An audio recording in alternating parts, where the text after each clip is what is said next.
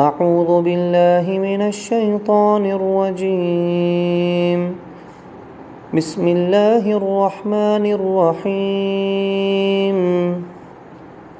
يا أيها الذين آمنوا كتب عليكم الصيام كما كتب على الذين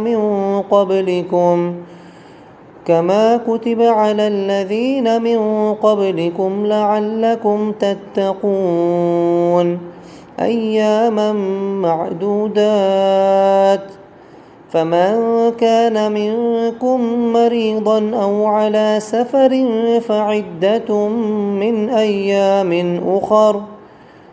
وعلى الذين يطيقونه فدية طعام مسكين.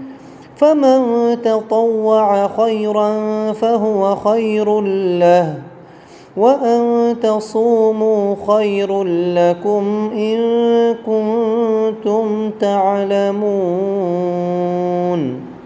صدق الله العظيم.